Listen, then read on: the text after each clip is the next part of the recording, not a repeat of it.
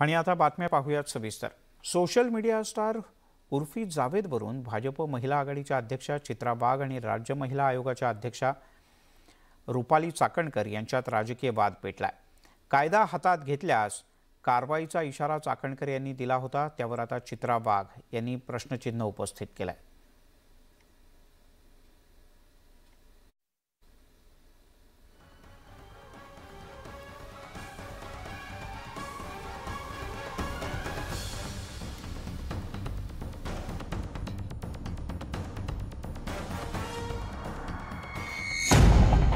उर्फी जावेदवरून राजकीय वाद। उर्फीच्या अंगप्रदर्शनावरून जुंपली। चित्रा वाघ चाकणकरांमध्ये सामना। Media queen, reality TV star अशी उर्फी जावेदची ओळख आहे। इंस्टाग्रामवर जवळपास 10 लाख तिचे फॉलोअर्स आहेत। उर्फीच्या रील्स आणि व्हिडिओना सोशल मीडियावर लाखो व्ह्यूज मिळतात। म्हणूनच उर्फीच्या मागे पॅप राजींची झुंबड पाहायला मिळते। नेहमीच आपल्या कपड्यांमुळे चर्चेत असलेल्या उर्फीवरून आता राजकारण पेटलंय। भाजप महिला प्रदेशाध्यक्ष चित्रा वाघ आणि राज्य महिला आयोगाच्या अध्यक्षा रुपाली चाकणकर यांच्यात हा राजकीय सामना रंगलाय। उर्फीच्या अंगप्रदर्शनाला महिला आयोगाचं समर्थन आहे का, असा सवाल भाजप महिला प्रदेशाध्यक्षांनी विचारलाय। माझा विरोध हा उर्फी या व्यक्तीला नाहीच, तिच्या उघड्या नागड्या बिभत्स अशा घाणेरड्या, ओंगळवाण्या, किळसवाण्या विकृतीला आहे। आणि ज्या पद्धतीने काल भूमिका मांडली गेली महिला आयोगाची, याचा अर्थ या उघड्या नागड्या फिरण्याला महिला आयोगाचं समर्थन आहे का? उर्फीच्या अंगप्रदर्शनाविरोधात चित्रा वाघ यांनी आक्रमक भूमिका घेतली। तसंच तिच्या विरोधात कारवाई करण्यासाठी मुंबई पोलिसांकडे धाव घेतली। एवढंच नव्हे तर उर्फीचं थोबाड रंगवण्याचा इशाराही त्यांनी दिला होता। त्यावर महिला आयोगाच्या अध्यक्षा रुपाली चाकणकर यांनी आक्षेप घेतला। कुणी कायदा हातात घेतल्यास कारवाई करण्याचा इशारा रुपाली चाकणकरांनी दिला होता। चित्रा वाघ यांनी महिला आयोग अध्यक्षांवर पलटवार केला। उर्फीच्या अंगप्रदर्शनाची महिला आयोगाने दखल का घेतली नाही, असाही सवाल वाघ यांनी उपस्थित केला। शील आणि अशील या शब्दाची परिभाषा, व्याख्या आणि संकल्पना ही स्थळ, काळ, परत्वे बदलत राहती। एखाद्या व्यक्तीने केलेला पेहराव हा एखाद्या ठराविक वर्गास अश्लील वाटत असतो, तरी तो इतरांना त्या पद्धतीचा वाटत नाही। त्याच्यामुळे शील आणि अश्लीलची सीमारेषा आहे ती दुसर आहे। चित्रा वाघ आणि रुपाली चाकणकर यांच्यातील राजकीय संघर्ष काही नवा नाही। यापूर्वीही या दोन्ही महिला नेत्यांमध्ये अशाच प्रकारे राजकीय सामना रंगल्याचं पाहायला मिळालं होतं। आता उर्फी जावेदच्या निमित्तानं या दोन्ही नेत्या आमने सामने आल्या। Bureau report, news 18 Lokmat. तिकडे दिल्लीच्या कंजवला प्रकरणानं अवघा देश हादरून गेला। पोलिसांच्या हाती लागलेल्या सीसीटीव्हीच्या चित्रफितीत अंजली आणि तिची मैत्रीण रात्री 1 ते 1:30च्या सुमारास दुचाकीवरून जात असल्याचं पाहायला मिळत आहे। तर पहाटे 3:30 वाजता अंजलीचा मृतदेह पोलिसांना सापडला। त्यामुळे घटनेच्या रात्री त्या 3 तासांमध्ये नेमकं काय घडलं याचा प्रश्न निर्माण झालाय। तसंच अंजलीचा जीव वाचला असता का, असा प्रश्न देखील उपस्थित केला जातो।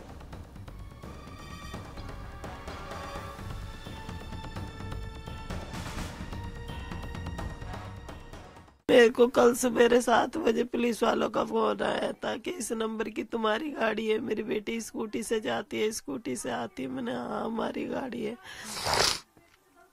फिर कह रहे कि इसका एक्सीडेंट हो गया है, बस इतना नहीं बताया कि ज्यादा हुआ है या थोड़ा हुआ है। मैंने ठीक है, मैं कह रहे आप यहाँ आ जाओ। मैंने ऐसे ही कि मैं तो बीमार हूँ, मैं आ नहीं सकती। या फिर नु कह रहे ठीक है मैं आपके लिए गाड़ी भेजता हूँ। फिर गाड़ी भेजी, कंजावला से मुझे 2-3 घंटे घुमाते रहे।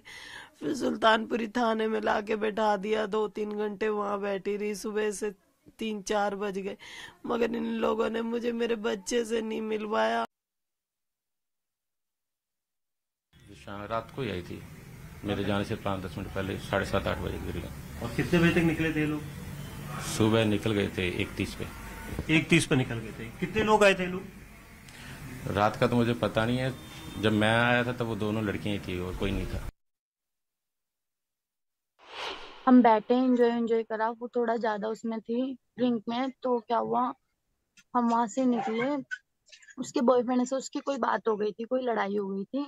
लड़ाई होने के बाद मैं चली गई थी 24/7। फिर वहां से आने के बाद उसने बोला कि यहाँ से हम चलते हैं। मेरे को नहीं पता उन दोनों के बीच क्या बात हुई क्या नहीं, उनकी पर्सनल बात थी। 2-3 राउंड तो उसने यहीं लगाए थे, जैसे कंजावला से जोनती से फिर कंजावला, और फिर कंजावला से फिर जोनती, और फिर वो वहाँ बॉडी उससे निकल गई थी। और उसके बाद बॉडी निकलने के बाद सूदे वो बेगमपुर चले गए थे। बेगमपुर से भी सूदे अवंतिका की साइड निकल गए थे। मैंने बेगमपुर तक पीछा किया था, सब बेगमपुर से मैं रिटर्न हो ले गया था अपनी गाड़ी को। वळूयात पुढच्या काही बातम्यांकडे। IPS अधिकारी देवेन भारती यांची मुंबईच्या विशेष पोलीस आयुक्तपदी नियुक्ती करण्यात आली। देवेन भारती यांच्यासाठी विशेष पोलीस आयुक्त पदाची निर्मिती करण्यात आली। यापूर्वी मुंबई पोलीस आयुक्त आणि सहपोलीस आयुक्त अशी 2 पदं होती, परंतु आता खास भारती यांच्यासाठी विशेष पोलीस आयुक्त पदाची निर्मिती केली गेल्यानं चर्चांना उधाण आलंय। दरम्यान देवेंद्र फडणवीस हे मुख्यमंत्री असताना देवेन भारती पोलीस दलात महत्त्वाच्या पदावर होते। मात्र महाविकास आघाडी सत्तेत आल्यानंतर भारती यांची वाहतूक विभागात सहआयुक्तपदी नियुक्ती करण्यात आली। तेव्हापासून देवेन भारती हे फारसे प्रकाशझोतात नव्हते, पण आता त्यांच्यावर पुन्हा एकदा मुंबईच्या विशेष आयुक्तपदाची जबाबदारी आली आहे।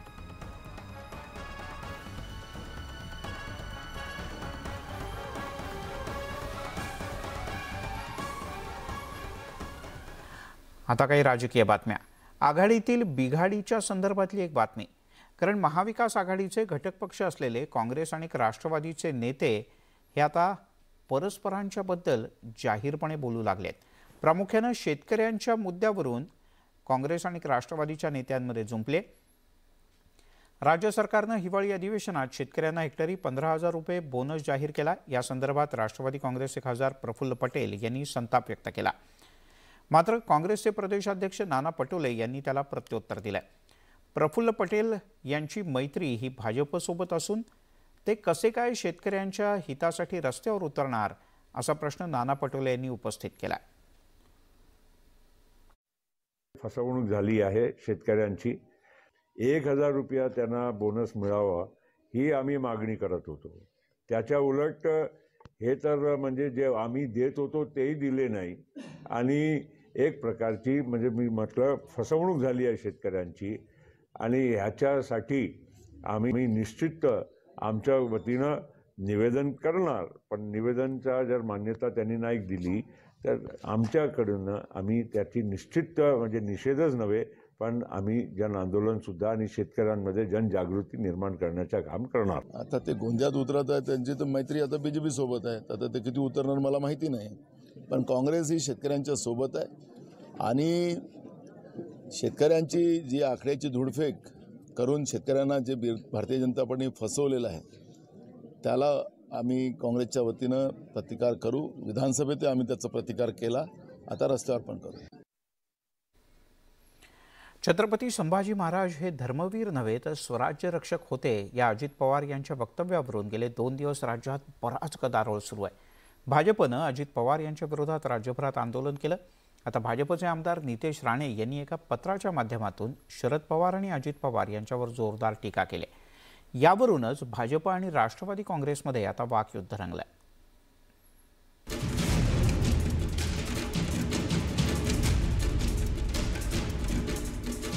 विरोधी पक्षनेते अजित पवारांनी छत्रपती संभाजी महाराजांविषयी केलेल्या वक्तव्यावरून राजकारण थांबण्याचं नाव घेत नाही। भाजप आमदार नितेश राणेंनी आता राष्ट्रवादी काँग्रेसचे आमदार जितेंद्र आव्हाडांना एक पत्र लिहिलंय। त्यामध्ये त्यांनी आव्हाडांसोबतच शरद पवार आणि अजित पवारांवर अप्रत्यक्षपणे टीका केली आहे। त्यांनी आपल्या आयुष्यात कधीही आमच्या हिंदवी स्वराज्याचे संस्थापक छत्रपती शिवाजी महाराजांच्या समाधीवर एकदाही मस्तक टेकवलं नाही किंवा रायगडाच्या दिशेने त्यांचे कधी पाय वळले नाहीत।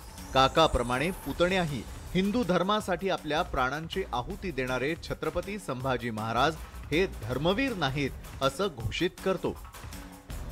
अशा शब्दात नितेश राणेंनी त्या पत्रातून शरद पवार आणि अजित पवारांवर निशाणा साधलाय। तर नितेश राणेंच्या या पत्रावर अजित पवारांनीही खोचक प्रतिक्रिया दिली आहे.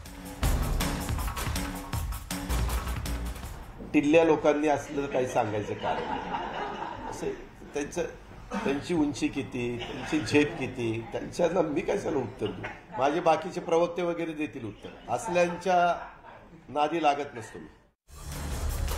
नितेश राणेंच्या या पत्रामुळे भाजप आणि राष्ट्रवादी काँग्रेसमध्ये शाब्दिक युद्धाला तोंड फुटलं. नितेश राणेंवर टीका करताना राष्ट्रवादी काँग्रेसच्या नेत्यांची जीभ घसरली आहे. असल्या भुंकणाऱ्या कुत्र्यांना आम्ही अजिबात महत्त्व देत नाही. ज्यांच्या वडिलांपासून त्यांनी वारसा घेतला ते वडीलही तसेच संपूर्ण राणे कुटुंबीय हे केवळ भाषणबाजी करण्यामध्ये किंवा वादग्रस्त वक्तव्य करण्यामध्ये पटाईत आहेत. छत्रपती संभाजी महाराजांविषयी केलेल्या वक्तव्यावर अजित पवारांनी स्पष्टीकरण दिलंय. तसंच आपण आपल्या वक्तव्यावर ठाम असल्याचं सांगितलंय. तर गेल्या 2 दिवसांपासून भाजपनं अजित पवारांविरोधात आक्रमक भूमिका घेत राज्यभरात आंदोलन केलं. त्यामुळे आगामी काळात या मुद्द्यावरून राजकारण रंगण्याची शक्यता नाकारता येत नाही. Bureau report, news 18 Lokmat.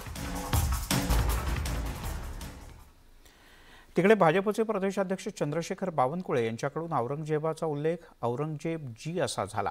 दरम्यान बावनकुळेंच्या या वक्तव्यानंतर पुन्हा एकदा वाद चिघळण्याची शक्यता आहे.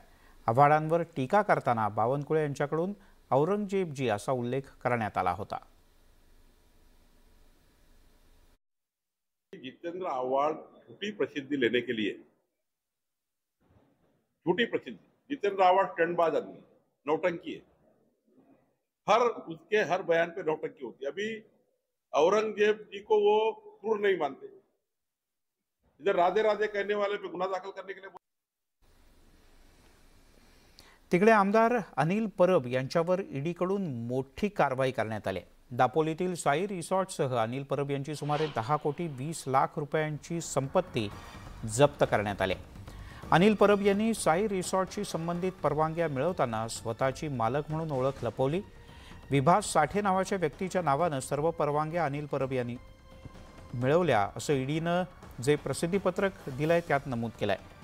ग्रामपंचायत आणि महाराष्ट्र सरकारची फसवणूक करून साई रिसॉर्टच्या संदर्भात परवानग्या मिळवल्या गेल्या असं ईडीनं म्हटलं आहे.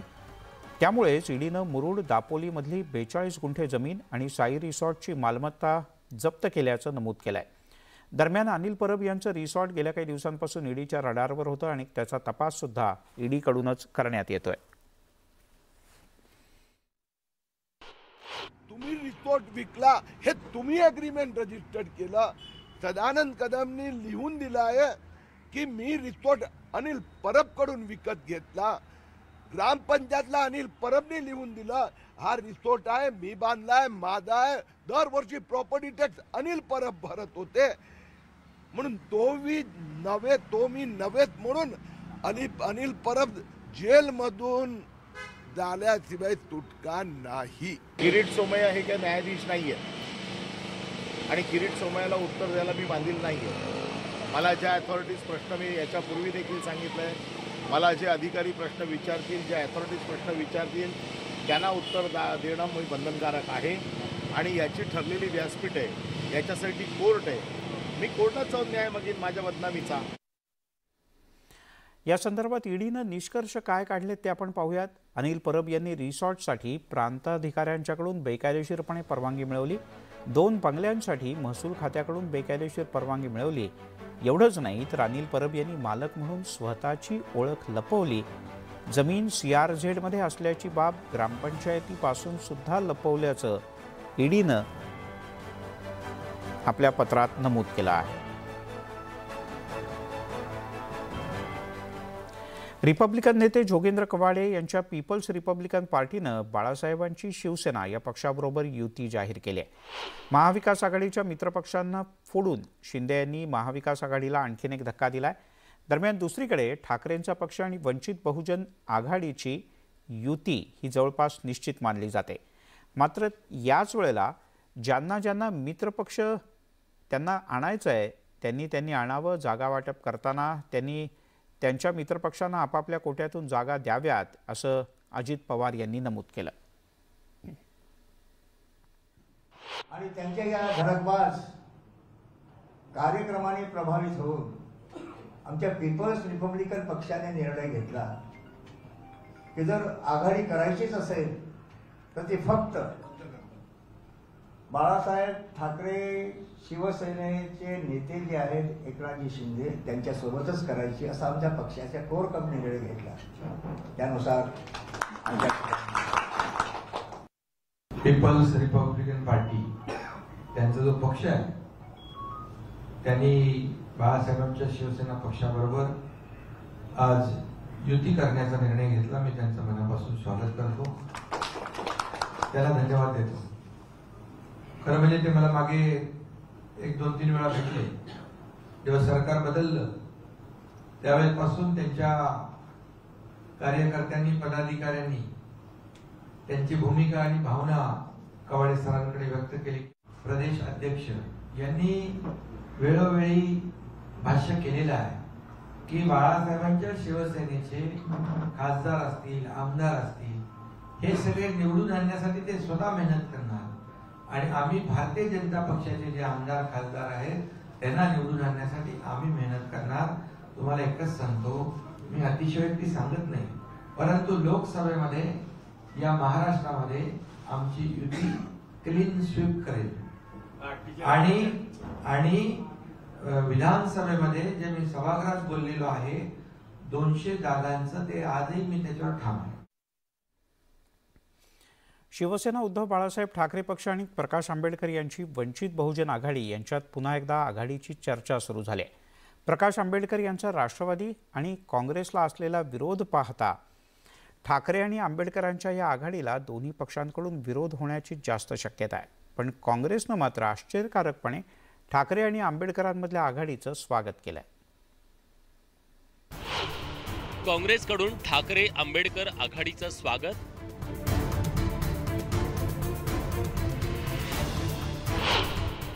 प्रकाश आंबेडकरांना काँग्रेसचा विरोध नाही.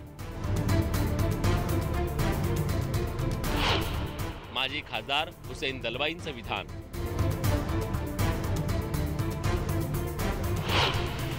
मुख्यमंत्र्यांसह सत्ताधाऱ्यांची मात्र टीका. उद्धव ठाकरे यांची शिवसेना आणि ॲडव्होकेट प्रकाश आंबेडकर यांची वंचित बहुजन आघाडी यांच्यावर शिक्कामोर्तब होण्याची शक्यता आहे. त्या दृष्टीनं दोन्ही पक्षात जागा वाटपाचं ते किमान समान कार्यक्रमापर्यंत या बैठकीत चर्चा सुरू असल्याचं बोललं जात आहे. प्रकाश आंबेडकरांनी आधीच काँग्रेस आणि राष्ट्रवादीवर आक्षेप घेतल्यानं या दोन्ही पक्षांच्या नव्या आघाडीला विरोध असल्याची चर्चा सुरू आहे. पण त्यातच काँग्रेसनं मात्र या संभाव्य युतीचं स्वागत केलंय. जेव्हा आपण एकत्र येतो तेव्हा त्या एकत्र येण्यासाठी ज्या सगळ्यांची ताकद वगैरे बघूनच यावं लागतं. तुम्ही काँग्रेसलाच बाजूला कराल, काँग्रेसलाच टार्गेट कराल, तसं चालत नाही. माझ्या मते काँग्रेसचा विरोध नाही आहे. आपल्या देशाचे अध्यक्ष काँग्रेसचे दलित समाजाचे झालेले आहेत. त्यामुळं असं काय आम्हाला भीती नाही की दलितांची मतं कुठे जातील, मुसलमानांची कुठे जातील, या अमक्याकडे जातील का तमक्याकडे जातील का. उद्धव ठाकरे आणि प्रकाश आंबेडकर यांच्यातील आघाडीमुळे राजकीय समीकरणं बदलण्याची शक्यता आहे. सत्ताधारी भाजप बाळासाहेबांची शिवसेना पक्षाला या युतीद्वारे शह देण्याचा ठाकरेंचा प्रयत्न आहे. पण मुख्यमंत्र्यांनी मात्र ही आघाडी नसून बिघाडी असल्याचा टोला लगावलाय. आमची चर्चा खूप दिवसापासून चालू आहे आणि लोकशाहीमध्ये प्रत्येकाला अधिकार आहे कोणाबरोबर युती करण्याचा. त्याच्यामुळे मला काही बोलण्याची, मी बाबासाहेबांचे जिथे जिथे आता वास्तू होत्या मला त्या माझ्यासाठी वंदनीय आणि पवित्र आहे. मी बाळासाहेबांच्या बरोबर देखील चर्चा केली आणि ती काही राजकीय चर्चा नव्हती. तेही माझे चांगले मित्र आहेत. माझाही त्यांना स्वभाव पटतो, त्यांचाही मला स्वभाव पटतो, पण राजकीय चर्चा त्याच्यात नव्हती बिलकुल. एकंदरीतच ऐन महापालिका निवडणुकीच्या तोंडावर उद्धव ठाकरेंची शिवसेना आणि ॲडव्होकेट प्रकाश आंबेडकरांची वंचित बहुजन आघाडी हे दोन्ही पक्ष एकत्र येण्याच्या हालचाली सुरू झाल्या आहेत. पण संभाव्य आघाडीनंतर महाविकास आघाडीचं काय होणार हे मात्र अजूनही अनुत्तरित आहे. त्यामुळे आता काँग्रेस स्वागतोत्सुकाच्या भूमिकेत दिसत असली तरी प्रत्यक्ष आघाडी होताना काँग्रेस काय पावलं उचलतं हे पाहणं महत्त्वाचं ठरणार आहे. Bureau report, news 18 Lokmat.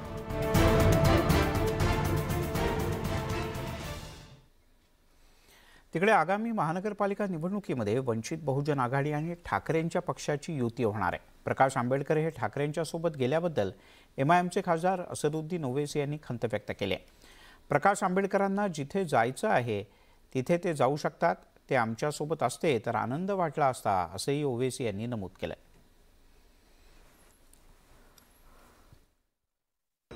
उनका फैसला है, वो कहीं भी जा सकते हैं. हम तो उनके साथ थे. हम आज भी बाड़ा साहब की इज्जत करते हैं और हम तो ये चाह रहे थे कि उस वक्त एक सोशल जस्टिस के नाम पर एक सही तरीके से वंचित समाज को इंसाफ मिले, उनको ताकत मिले. अब वो ऐसी पार्टी के साथ जा रहे हैं तो वो तो उनका फैसला, हम क्या कर सकते हैं. तिकडे महावितरणच्या कर्मचाऱ्यांनी त्यांचा संप अखेर मागे घेतलाय. उपमुख्यमंत्री आणि ऊर्जा मंत्री देवेंद्र फडणवीस यांची शिष्टाई यशस्वी ठरल्यानं राज्यासमोरचं एक संकट टळलंय. वीज कंपन्यांचं खाजगीकरण करणार नसल्याची ग्वाही राज्य सरकारतर्फे देण्यात आली आणि कर्मचाऱ्यांनी समाधानही व्यक्त केलं. संपावर 16 तासात तोडगा.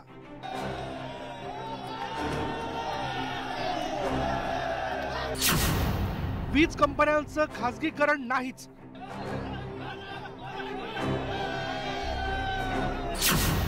राज्य सरकारने दिली ग्वाही. राज्य सरकारला या कंपन्यांचं कुठलंही खासगीकरण करायचं नाही. 3 वर्षात कंपन्यांमध्ये मोठी गुंतवणूक. उपमुख्यमंत्री देवेंद्र फडणवीस आणि महावितरण, महाजेनको, महापारेषण मधील कर्मचाऱ्यांचे प्रतिनिधी यांच्यातील बैठकीत सकारात्मक तोडगा निघाला. त्यामुळे राज्यभरातल्या कोट्यवधी वीज ग्राहकांना दिलासा मिळाला. रात्री 12 वाजल्यापासून 32 संघटनांच्या 1.5 लाख कर्मचाऱ्यांनी एकत्र येऊन 3 दिवसांचा संप पुकारला होता.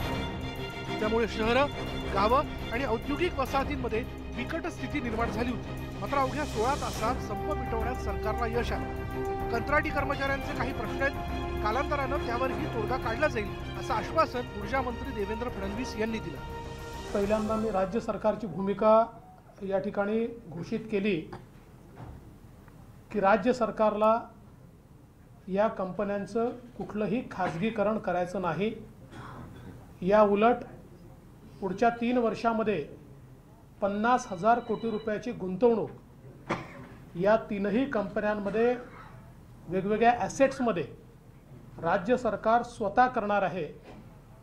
त्यामुळे आपले ॲसेट कोणाला देण्याचा किंवा अशा प्रकारे त्याचं खाजगीकरण करण्याचा कुठलाही विचार नाही. ओडिशा, दिल्लीत वीज कंपन्यांचं खाजगीकरण झालंय. त्यामुळे राज्यातील सरकारी वीज कंपन्यांमधील कर्मचाऱ्यांमध्ये असुरक्षेची भावना निर्माण झाली. समांतर खाजगी परवाने द्यायला कर्मचाऱ्यांनी विरोध केला होता आणि हे नोटिफिकेशन खाजगी कंपनीने काढल्याचं देवेंद्र फडणवीस यांनी स्पष्ट केलं. जेव्हा MRCI नोटिफिकेशन काढेल त्यावेळी सरकारची बाजू मांडू अशी ग्वाही ऊर्जा मंत्र्यांनी दिल्यानं कर्मचाऱ्यांनी समाधान व्यक्त केलं. अशा प्रकारची भूमिका असल्यानंतर आम्ही सुद्धा सर्व 32 संघटना असतील, त्याचबरोबर कॉन्ट्रॅक्ट लेबरच्या संघटना असतील, यांनी या ठिकाणी विचारविनिमय केला आणि साहेबांनी जाहीररित्या जे निर्णय या ठिकाणी घेतलेत त्या निर्णयाच्या बाबतीत आम्ही सुद्धा पॉझिटिव्ह निर्णय घेऊन आता जो आमचा संप चालू आहे त्या संपाच्या संदर्भामध्ये या ठिकाणी निर्णय आम्ही संप मागे घेण्याच्या बाबतीत निर्णय घेतोय आणि आम्हाला खात्री आहे की साहेब ज्या गोष्टीत या ठिकाणी कमिटेड केल्या ते कमिटमेंट 100% पाळतील. महावितरण, महाजेनको, महापारेषणमध्ये आगामी 3 वर्षात 50,000 कोटींची गुंतवणूक होणार आहे. त्यामुळे या कंपन्या सक्षम व्हायला मदत होईल आणि त्यामुळेच कर्मचाऱ्यांनी सरकारच्या शब्दावर विश्वास ठेवत संप मागे घेतला. सरकारनंही सकारात्मक भूमिका घेऊन संप चिघळणार नाही यावर भर दिल्याचं एकंदरीत घडामोडींवरून स्पष्ट होतं. Bureau report, news 18 Lokmat. यासोबतच दिवसभराच्या बातम्यांमध्ये घेऊयात एक छोटासा ब्रेक नंतर अन्य काही खास.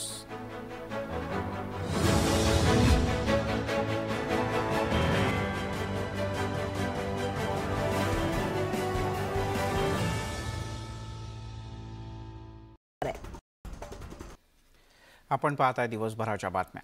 आमदार धनंजय मुंडे यांना लातूरमधून एअर ॲम्ब्युलन्सच्या माध्यमातून मुंबईच्या रुग्णालयात हलवण्यात आलं आहे। त्यांना मुंबईतल्या ब्रीच कँडी रुग्णालयात दाखल करण्यात आलं आहे। धनंजय मुंडे यांचा बीडच्या परळी इथे काल रात्री भीषण अपघात झाला। या अपघातात त्यांच्या डोक्याला आणि छातीला इजा झाली। दुसरीकडे भारतीय टीमचा धडाकेबाज खेळाडू ऋषभ पंतच्या कारला भीषण अपघात झाला होता। या अपघातात पंत थोडक्यात बचावला। पुढील उपचारांसाठी पंतला सुद्धा मुंबईला हलवण्यात आलं आहे। 4 वाजण्याच्या आसपास ऋषभ पंत एअर ॲम्ब्युलन्सनं मुंबईत दाखल झालाय। क्रिकेटर ऋषभ पंतचं तातडीनं ठीकठाक होणं आवश्यक आहे। त्याचे पुढचे उपचार मुंबईच्या कोकिलाबेन अंबानी रुग्णालयात होणार आहेत। थेट डॉक्टर दिनशा पारदीपाला यांच्या देखरेखीत हे उपचार होणार असल्याची माहिती BCCIनं दिली आहे।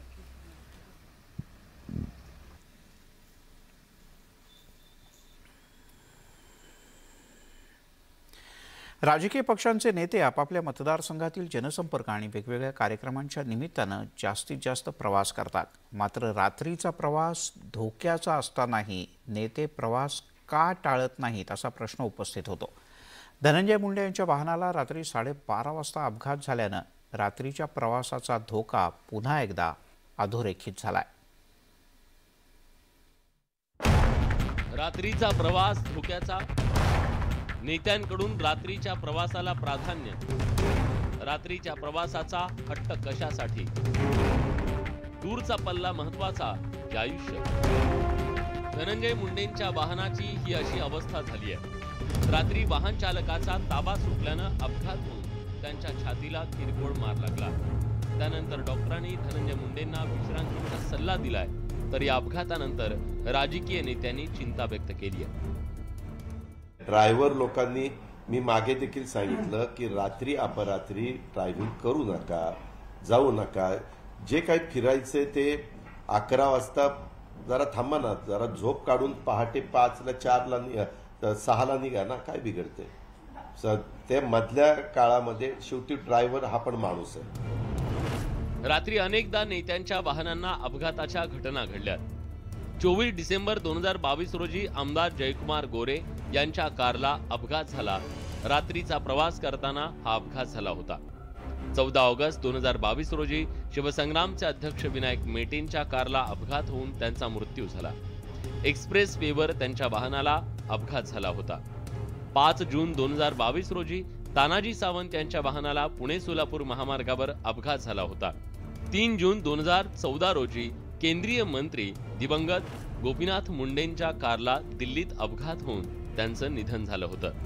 त्यामुळे रात्रीचा प्रवास टाळावा अशी विनंती धनंजय मुंडेंच्या मतदारसंघातल्या नागरिकांनी केली आहे। आमचा एक कार्यकर्ता म्हणून मी फक्त माझी भावना व्यक्त करतो की शक्यतो धनुभाऊंनी रात्रीचा प्रवास टाळावा, कारण की धनुभाऊ तुमची गरज आम्हा सर्व कार्यकर्त्यांना आहे, नागरिकांना आहे, कारण की तुमच्यासारखा नेता हा आम्हाला लाभला आहे, हे आमचं भाग्य आम्ही समजतो। त्यामुळे यापुढे रात्रीचा प्रवास टाळावा ही धनुभाऊंना हात जोडून विनंती।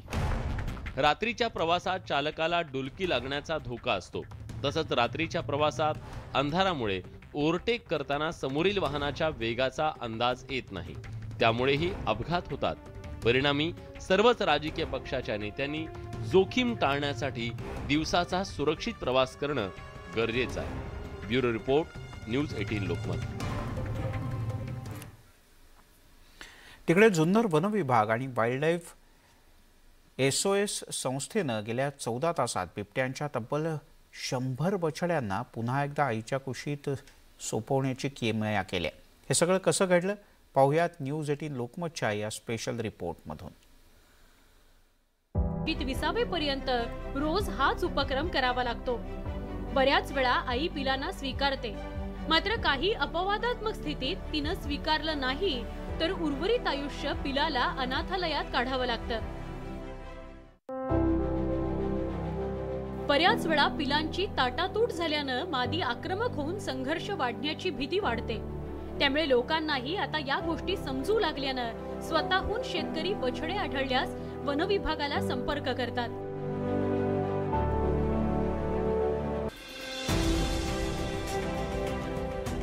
निसर्गाच्या साखळीत वन्यजीवांचं अतिशय महत्त्वाचं स्थान आहे।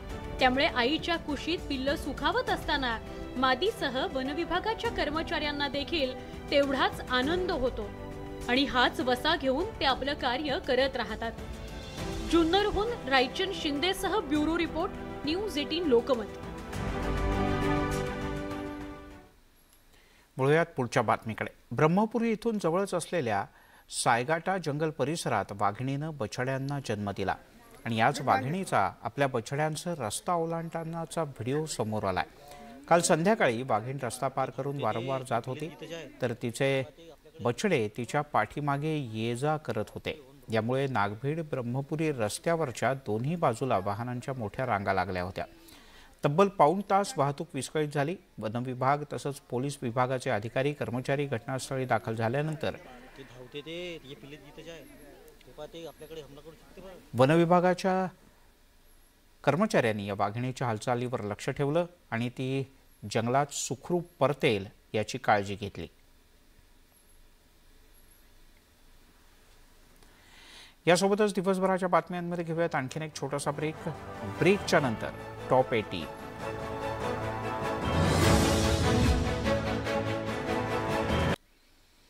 आपण पाहताय न्यूज 18 लोकमतवर दिवसभराच्या बातम्या. आणि आता अनेक महत्त्वाच्या प्रामुख्यानं मनोरंजन आणि क्रीडा विश्वातल्या टॉप 18 बातम्या. प्रसिद्ध अभिनेत्री दीपिका पडुकोनचा आज 36वा वाढदिवस. या निमित्तानं चाहत्यांनी तिच्यावर शुभेच्छांचा वर्षाव केला. सोबतच अनेक सिने कलाकारांनी सुद्धा तिला वाढदिवसाच्या शुभेच्छा दिल्या.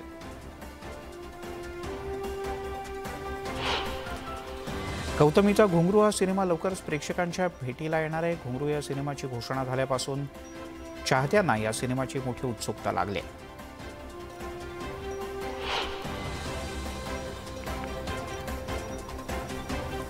ताराने नुकतीच आपल्या नव्या लुकमधील काही फोटो इंस्टाग्रामवर शेअर केलेत. यात चाहत्यांना तिचा ग्लॅमरस अवतार पाहायला मिळतोय. तिचे फोटो इंस्टाग्रामवर शेअर करताच ती सोशल मीडियावर मोठ्या प्रमाणात व्हायरल होत आहेत.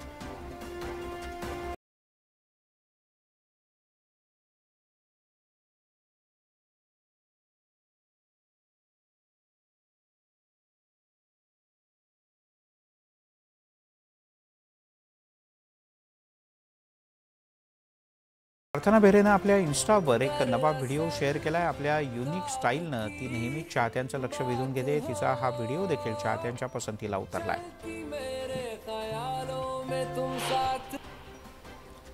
परिणिती सध्या बेल्जियममध्ये आहे. मॅपवर वेगवेगळ्या आलिया तुम्हाला एसआर का बोलावते हा प्रश्न विचारला होता. एसआरचा अर्थ sweet and romantic, senior and respectable किंवा फक्त शाहरुख असा असू शकतो असं उत्तर शाहरुखनं दिलंय. तर आलियानं कमेंट करत एसआरचा अर्थ स्वीट अँड रिस्पेक्टेबल असं म्हटलं आहे. परंतु 25 जानेवारीनंतर पठाण बोलावणार असं तिनं नमूद केलंय.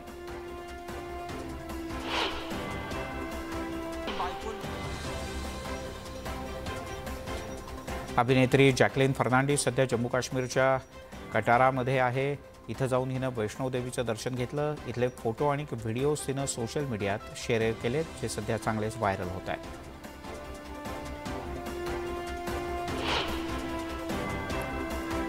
टीम इंडियाचा विकेटकीपर बॅट्समन रिषभ पंतला पुढच्या उपचारांसाठी हवाई रुग्णवाहिकेच्या माध्यमातून मुंबईत दाखल करण्यात आलं आहे. मुंबईत पंतचा गुडघा, टाच आणि लिगामेंटवर उपचार करण्यात येणार आहेत. पंतला अपघाताच्यामुळे क्रिकेटपासून किमान 6 महिने तरी दूर राहावं लागेल.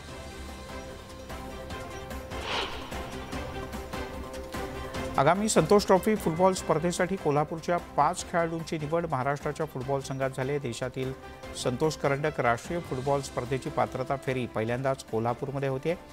7 ते 15 जानेवारीला ड गटाचे विभागीय सामने कोल्हापुरात होणार आहेत.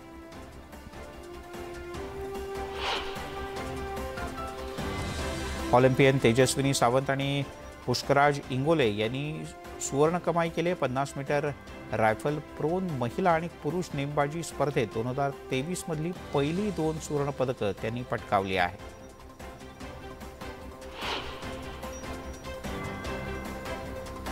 क्रिकेटर विराट कोहली पत्नी अनुष्का शर्मासह वृंदावनात गेलाय. तिथं त्यानं बाबा नीम करोली यांच्या समाधीस्थळाला भेट दिली. विराट आणि अनुष्का जवळपास तासभर या आश्रमात होते.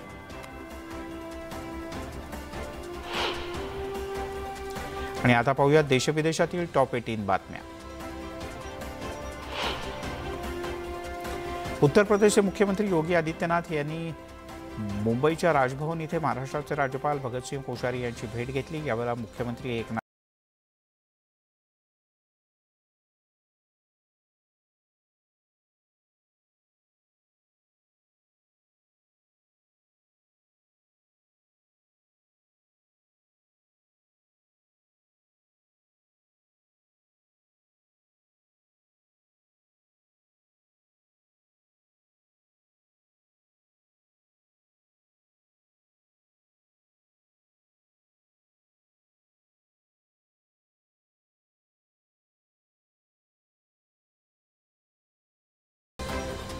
दिल्लीतील अंजली अपघात आणि मृत्यू प्रकरणात एक मोठी अपडेट समोर आले। फॉरेन्सिक सायन्स लॅबोरेटरीच्या ताज्या अहवालानुसार आरोपींच्या कारच्या प्राथमिक तपासणीत अंजली गाडीच्या पुढच्या डाव्या चाकाखाली अडकल्याचं समोर आलंय।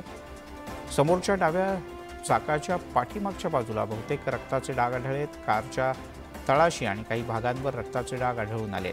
कारमध्ये मुलगी उपस्थित असल्याचा कोणताही पुरावा मिळालेला नाही। एअर इंडियाच्या विमानातील एक धक्कादायक घटना समोर आली आहे। अमेरिकेहून दिल्लीला येणाऱ्या विमानामध्ये एका मध्यधुंद व्यक्तीनं 70 वर्षीय महिलेच्या अंगावर लघुशंका केल्याचा प्रकार समोर आलाय। या प्रकरणी DGCA आणि एअर इंडियानं कारवाई करत या प्रवाशाला 30 दिवसांसाठी नो फ्लाय लिस्टमध्ये टाकलं आहे।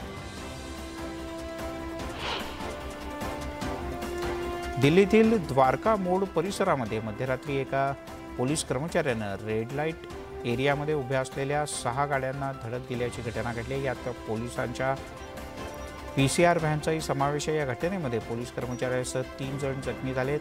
हा पोलीस दारूच्या नशेत गाडी चालवत होता असा आरोप होता। ग्रेटर टोकियो शहरापासून दूर स्थायिक होण्यासाठी जपान सरकार कुटुंबियांना प्रति बालक 10 लाख येन म्हणजे सुमारे 6,34,000 रुपये देणार आहे। टोकियो शहराची लोकसंख्या कमी करण्यासाठी इथल्या लोकांना देशातील विविध भागांमध्ये पाठवलं जाईल, जेणेकरून लहान शहरामध्ये ते नव्यानं जीवन सुरू करू शकतील।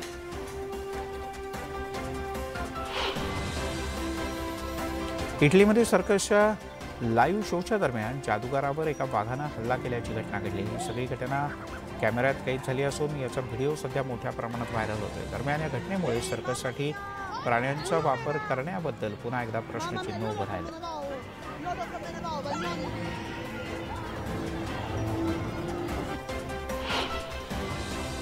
पाटणा पेपर फुटीवरून राज्य सरकारच्या विरोधात निदर्शनं करणाऱ्या बिहार स्टाफ सिलेक्शन कमिशनच्या उमेदवारांवर बिहार पोलिसांनी लाठीचार्ज केला। यावेळेला पोलिसांनी अनेक उमेदवारांची धरपकड केली।